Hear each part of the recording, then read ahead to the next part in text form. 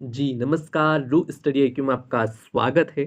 Lucent complete course श्रृंखला के अंतर्गत इतिहास का सेकंड टॉपिक प्रागैतिहासिक काल। सीधी बात, नो बकवास। चलते हैं हम हमारे टॉपिक की ओर। इतिहास का विभाजन प्रागैतिहासिक यानी कि प्री हिस्ट्री, आद्य इतिहास यानी कि प्रोटो हिस्ट्री व इतिहास यानी कि हिस्ट्री तीन भागों में किया गया है। जिस काल में मनुष्य ने घटनाओं का कोई लिखित विवरण उद्धृत नहीं किया उसे प्रागैतिहासिक काल कहते हैं। अद्य ऐतिहासिक उस काल को कहते हैं जिस काल में लेखन कला के प्रचलन के बाद उपलब्ध लेख पढ़े नहीं जा सके, अद्य ऐतिहासिक काल कहलाता है। तथा मानव विकास के उस काल को इतिहास कहा जाता है जिसका विवरण लिखित रूप में उपलब्ध है। ठीक है। कुछ संस्कृतियां और उनसे संबंधित बर्तन है, जैसे मालवा संस्कृति, वहां से प्राप्त होने वाले बर्तन काला तथा लाल, बुर्ज होम से धूसर और जोखे से लाल। ठीक है। ज्ञानी मानव या होमो सेपियंस का प्रवेश इस धरती पर आज से लगभग 30 से 40 हजार वर्ष पूर्व हुआ है। पूर्व पाषाण युग या पुरा पाषाण के मानव की जीविका का मुख्य आधार शिकार था। शिकार पुरा पाषाण काल में आदि मानव के मनोरंजन के भी साधन थे। आग का आविष्कार पुरा पाषाण काल में एवं पहिए का आविष्कार नव पाषाण काल में हुआ है। मोस्ट आईएमपी फैक्ट है। कई बार एग्जाम्स में पूछा गया है कि आग का आविष्कार किस काल में होता है, तो पुरा पाषाण काल एवं पहिए का आविष्कार नव पाषाण काल में। मनुष्य में स्थायी निवास की प्रवृत्ति नव पाषाण काल में हुई तथा उसने सबसे पहले कुत्ते को पालतू बनाया। मनुष्य ने सर्वप्रथम तांबा धातु का प्रयोग किया तथा उसके द्वारा बनाया जाने वाला प्रथम औजार कुल्हाड़ी, जो कि प्राप्ति स्थल अतिरंपकम से प्राप्त हुआ था। कृषि का आविष्कार नव पाषाण काल में हुआ। प्रागैतिहासिक अन्न उत्पाद स्थल मेहरगढ़ पश्चिमी बलूचिस्तान में अवस्थित है। कृषि के लिए अपनाई गई सबसे प्राचीन फसल गेहूं है। पहली फसल एवं जो थी, लेकिन मानव द्वारा सर्वप्रथम प्रयुक्त अनाज चावल था। कृषि का प्रथम उदाहरण मेहरगढ़ से प्राप्त हुआ है। कोल्डी हवा का संबंध चावल के प्राचीनतम साक्ष्य से है। भारत में पूर्व प्रस्तर युग के अधिकांश औजार स्फटिक पत्थर के बने होते। रॉबर्ट ब्रूस फुट पहले व्यक्ति थे जिन्होंने 1863 में भारत में पुरा पाषाणकालीन औजारों की खोज की। पलवारम नामक स्थान पर प्रथम भारतीय पुरा पाषाण कलाकृति की खोज हुई थी। भारत में मध्य पाषाण काल के विषय में जानकारी सर्वप्रथम 1867 यानी कि 1867 ईस्वी में हुई, जब C.L. कलाइल ने विंध्य क्षेत्र में लघु पाषाणोपकरण यानी कि माइक्रोलिथ्स खोज निकाले। भारत में मानव अस्थिपंजर मध्य पाषाण काल से ही सर्वप्रथम प्राप्त होने लगता है। भारत में नवपाषाणकालीन सभ्यता का प्रारंभ ईसा पूर्व 4000 के लगभग हुआ है। भारत का सबसे प्राचीन नगर मोहनजोदाड़ो था या मोहनजोदड़ो था, सिंधी भाषा में, जिसका अर्थ होता है मृतकों का टीला। असम का स्ट्रेथरम्बुक गिब्बन भारत में पाया जाने वाला एकमात्र मानवाब कपि है। इनाम गांव ताम्रपाषाण युग की एक बड़ी बस्ती थी। इसका संबंध जारवे संस्कृति से है। भारत में शिवालिक की पहाड़ी से जीवाश्म का प्रमाण मिला है। भीमबेटका गुफा पुरा पाषाणिक आवासीय पुरा स्थल है। यह आदि मानव द्वारा बनाए गए शैल चित्रों और शैलाश्रयों के लिए प्रसिद्ध है। इन चित्रों को पुरा पाषाण काल से मध्य पाषाण काल के समय का माना जाता है। ये चित्र भारतीय उपमहाद्वीप में मानव जीवन के प्राचीनतम चिन्ह है। यह मध्य प्रदेश के रायसेन जिले में स्थित है। इसकी खोज 1957-58 में डॉक्टर विष्णु श्रीधर वाकणकर द्वारा की गई। भीमबेटका क्षेत्र को भारतीय पुरातत्व सर्वेक्षण भोपाल मंडल ने अगस्त 1990 में राष्ट्रीय महत्व का स्थल घोषित किया है तथा जुलाई 2003 में इसे यूनेस्को ने विश्व धरोहर स्थल घोषित किया है। जो क्वेश्चंस पूछे जाते हैं वो भी आपको बता देते हैं। भीमबेटका कौन से राज्य में स्थित है, तो मध्य प्रदेश। कौन से जिले में स्थित है, तो रायसेन। भीमबेटका की खोज कब हुई, तो 1957-58 में हुई। किसके द्वारा की गई, तो डॉक्टर विष्णु श्रीधर वाकणकर के द्वारा की गई। भीमबेटका को यूनेस्को के विश्व धरोहर स्थल में कब शामिल किया गया, तो 2000 जुलाई 2003 में किया गया। ठीक है। भारत में मनुष्य संबंधी सबसे पहला प्रमाण नर्मदा घाटी में मिला है। भारतीय नागरिक सेवा के अधिकारी रिजले प्रथम व्यक्ति थे जिन्होंने प्रथम बार वैज्ञानिक आधार पर भारत की जनसंख्या का प्रजाति विभेदीकरण किया। ठीक है। अब हम पढ़ने वाले हैं सिंधु सभ्यता। सिंधु सभ्यता जिसका काल होता है 2400 ईसा पूर्व से 1700 ईसा पूर्व। रेडियो कार्बन यानी कि C14 जैसी नवीन विश्लेषण पद्धति के द्वारा सिंधु सभ्यता की सर्वमान्य तिथि 2400 ईसा पूर्व यानी कि बीसी से लगाकर 1700 ईसा पूर्व मानी गई है। सिंधु सभ्यता का विस्तार त्रिभुजाकार है। ठीक है, नोट भी देख लीजिए।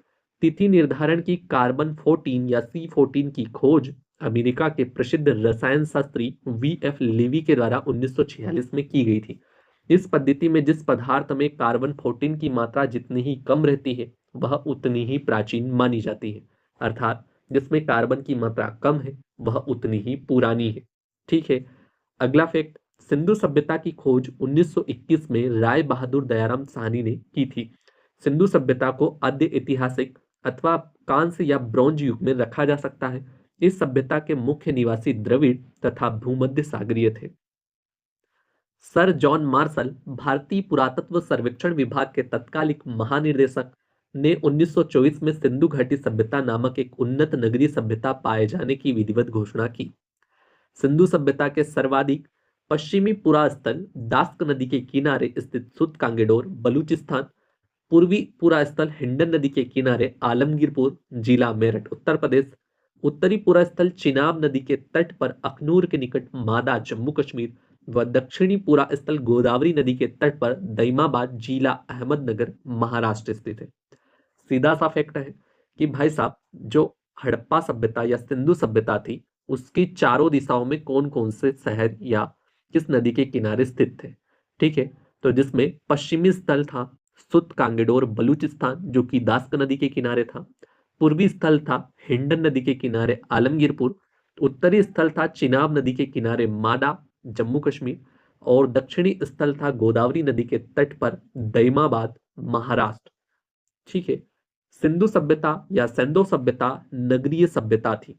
कई बार एग्जाम्स में पूछा गया है कि सिंधु सभ्यता किस प्रकार की सभ्यता थी, तो आंसर आएगा नगरीय सभ्यता।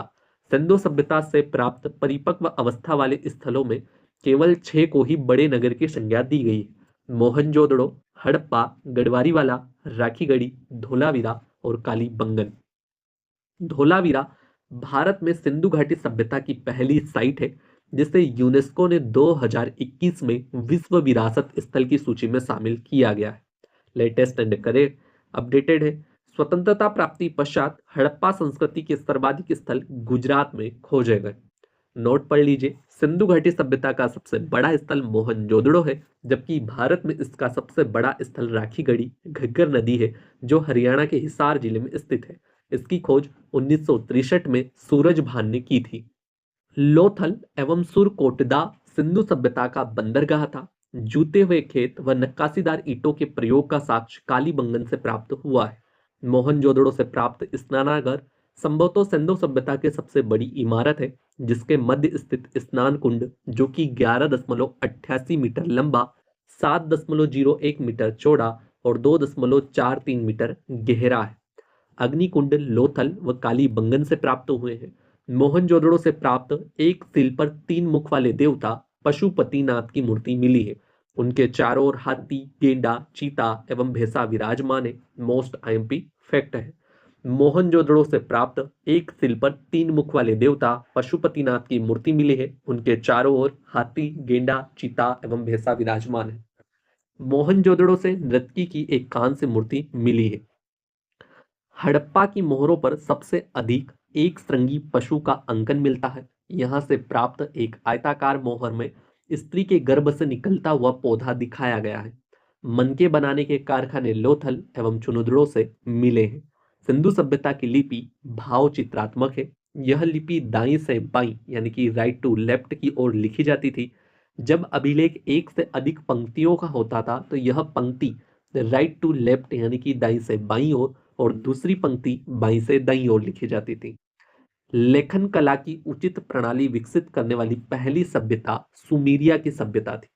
सिंधु सभ्यता के लोगों ने नगरों तथा घरों के विन्यास के लिए ग्रिड पद्धति अपनाई। घरों के दरवाजे और खिड़कियां सड़क की ओर न खुलकर पिछवाड़े की ओर खुलते थे। केवल अपवाद स्वरूप लोथल नगर के घरों के दरवाजे मुख्य सड़क की ओर खुलते थे। सिंधु सभ्यता की मुख्य फसल गेहूं और जौ थी। सिंधुवासी मिठास के लिए शहद का प्रयोग करते थे। मिट्टी से बने हल का साक्ष्य बनमाली से प्राप्त होता है। रंगपुर एवं लोथल से चावल के दाने मिले जिनसे धान की खेती होने का प्रमाण मिलता है। चावल के प्रथम साक्ष्य लोथल से ही प्राप्त हुए हैं। सुरकोटदा, कालीबंगन एवं लोथल से सिंधुकालीन घोड़े के अस्थि पंजर मिले।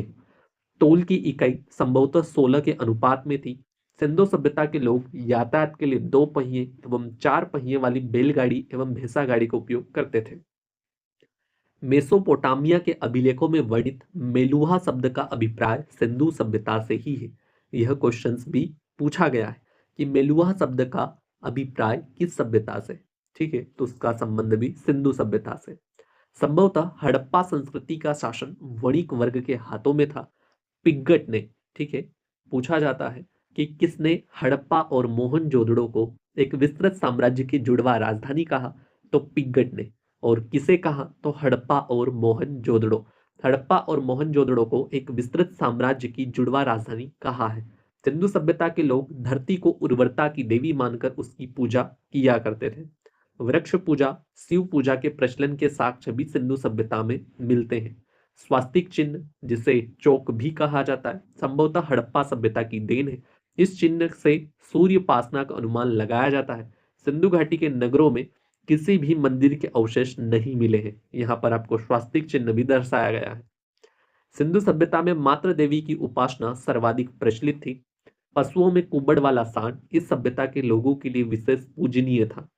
ठीक है, स्त्री मृण मूर्तियों या मिट्टी की मूर्तियां अधिक मिलने से ऐसा अनुमान लगाया जाता है कि सिंधु समाज मात्र सत्तात्मक था।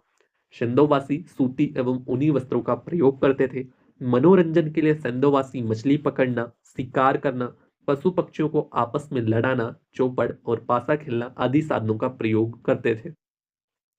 सिंधु सभ्यता के लोग काले रंग से डिजाइन किए हुए लाल मिट्टी के बर्तन बनाते थे। सिंधु घाटी के लोग तलवार से परिचित नहीं थे। मोस्ट आईएमपी फैक्ट है, कालीबंगन एकमात्र हड़प्पाकालीन स्थल है था जिसका निचला शहर भी किलों से या किले से घिरा हुआ था। कालीबंगन का अर्थ है काली चूड़ियां। यहाँ से पूर्व हड़प्पा स्तरों के खेत जोते जाने के और अग्नि पूजा के प्रथा के प्रमाण भी मिले।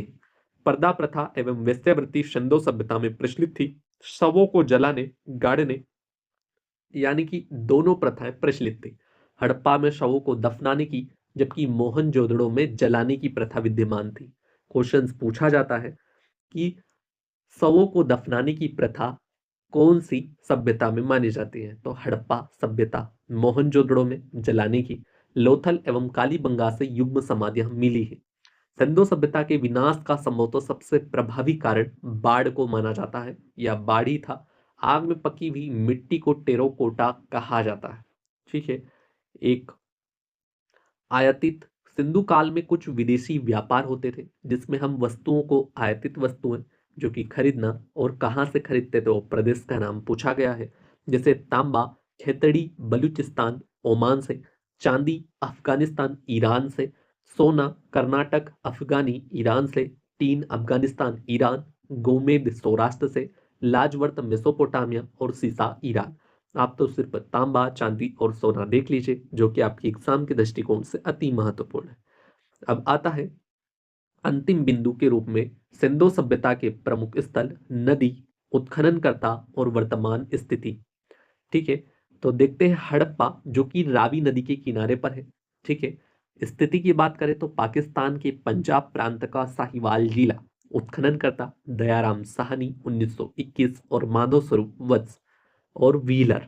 ठीक है, मोहनजोदड़ो सिंधु नदी के किनारे है, पाकिस्तान के सिंध प्रांत का लरकाना जिला। राखलदास बनर्जी 1922 में। बात करें चुनावदड़ों की, सिंधु नदी के किनारे सिंध प्रांत पाकिस्तान, मेके 1925 और एनजी मजूमदार 1931। कालीबंगन घग्गर नदी के किनारे है, राजस्थान का हनुमानगढ़ जिला। अमलानंद घोष, बीबी लाल और बीके थापर। और बात करें कोट दीजी सिंधु नदी के किनारे सिंध प्रांत का खेरपुर स्थान, फजल अहमद के द्वारा खोज।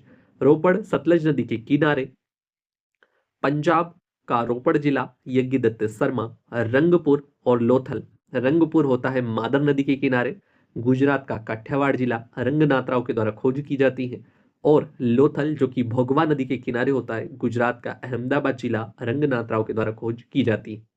आलमगीरपुर हिंडन नदी के किनारे, उत्तर प्रदेश का मेरठ जिला, यज्ञदत्त शर्मा। सुतकांगेडोर दास्क नदी के किनारे, पाकिस्तान के मकरान में समुद्र तट के किनारे, हॉरेल स्टाइन के द्वारा खोज की जाती है 1927। बनमाली रंगोई हरियाणा का हिसार जिला, रविंद्र सिंह बिष्ट के द्वारा खोज की जाती है। धोलावीरा जो कि गुजरात में पड़ता है, लूनी नदी के किनारे आता है। ठीक है, जेपी जोशी, रविंद्र सिंह बिष्ट के द्वारा खोज की जाती है। सोत कहाँ, सादीकोर नदी के किनारे, दक्षिण पश्चिम बलूचिस्तान, जॉर्ज डेल्स के द्वारा खोज की जाती है। इसमें आईएमपी जो फैक्ट हैं, जो क्वेश्चंस पूछे जाते हैं, एक बार सुपर फास्ट रिवीजन कर लीजिए कि हड़प्पा किस नदी के किनारे स्थित है, तो रावी नदी के किनारे। मोहनजोदड़ो किस नदी के किनारे स्थित है, सिंधु नदी के किनारे। चुनोदड़ो सिंधु नदी के किनारे। कालीबंगन घग्गर नदी के किनारे, राजस्थान में पड़ता है। कोटदीजी सिंधु नदी के किनारे। रंगपुर मादर नदी के किनारे, गुजरात में आता है। रोपड़ सतलज नदी के किनारे, पंजाब में आता है। लोथल भोगवा नदी के किनारे, गुजरात में आता है। आलमगीरपुर हिड्ड नदी के किनारे, उत्तर प्रदेश में आता है। सुत कांगेड़ और दासका नदी के किनारे आता है, पाकिस्तान में पड़ता है। बनमाली रंगोई नदी के किनारे, हरियाणा। धोलावीरा लूनी नदी के किनारे। सोत कहाँ, सादीकोर नदी के किनारे, दक्षिणी पश्चिमी बलूचिस्तान में पड़ता है। क्वेश्चन खोज के रिलेटेड क्या पूछे जाएंगे, तो हड़प्पा की खोज किसने की, तो राय बहादुर दयाराम साहनी ने की 1921 में। मोहनजोदड़ो की खोज किसने की, तो राखालदास बनर्जी ने की 1922 में। ठीक है, यही ज्यादातर क्वेश्चंस पूछे जाते हैं। चलिए मिलते हैं अगले टॉपिक में, तब तक के लिए धन्यवाद। अगर आपको सारी जानकारी अच्छी लगे तो वीडियो को लाइक कीजिएगा और चैनल को सब्सक्राइब कीजिएगा, ताकि आने वाले अगले वीडियो की जानकारी और नोटिफिकेशन आपको सबसे पहले प्राप्त हो सके। धन्यवाद।